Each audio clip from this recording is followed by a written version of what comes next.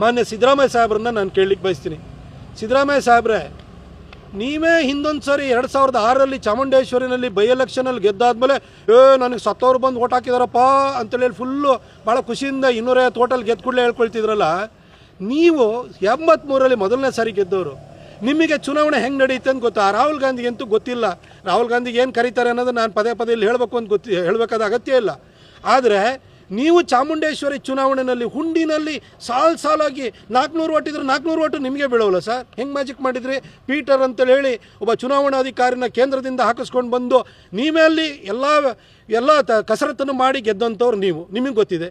ಇನ್ನು ನಿಮ್ಮ ಶಿಷ್ಯ ಮಾದೇವಪ್ಪನವರು 2013ರಲ್ಲಿ ಹೆಂಗೆ ಡಿಕ್ಲೇರ್ ಆಗಿರೋ ರಿಸಲ್ಟನ್ನೇ ಹೆಂಗೆ ಉಲ್ಟಾ ಪಲ್ಟಾ ಮಾಡಿದ್ರು ಅದನ್ನು ನಾವು ನೋಡಿದ್ದೀವಿ. ಈ ರೀತಿ ಅಕ್ರಮ ಮಾಡೋಂಥದ್ದು ನಿಮಗೆ ಜನ್ಮದತ್ತವಾಗಿ ಬಂದುಬಿಟ್ಟಿದೆ ಸರ್. ನೀವು ಆ ರಾಹುಲ್ ಗಾಂಧಿ ಮಾತಿಗೆ ನೀವು ಧ್ವನಿಗೂಡಿಸ್ತೀರಲ್ಲ, ಇಲ್ಲಿರುವಂಥ BLO ಇಂದ ಹಿಡಿದು ಡಿಸ್ಟಿಕ್ ಎಲೆಕ್ಷನ್ ಆಫೀಸರ್ವರೆಗೂ ಎಲ್ಲರೂ ನಿಮ್ಮ ಸರ್ಕಾರ ಪಗಾರ ಕೊಡುವಂಥ ಅಧಿಕಾರಿಗಳಲ್ವೇ ಸರ್? ಅವ್ರನ್ನ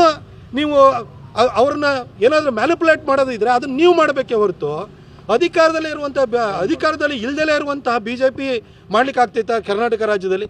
ಆಯಿತು, ಮೊನ್ನೆ ಬೈ ಎಲೆಕ್ಷನಲ್ಲಿ ಚನ್ನಪಟ್ಟಣ ಇರ್ಬೋದು, ಅದು ನಿಮಗೆ ಸಂಡೂರು ಇರ್ಬೋದು, ಅದು ಶಿಗ್ಗಾಂವಿ ಇರ್ಬೋದು, ಸಾಲ ಗೆದ್ರಲ್ಲ ಸರ್.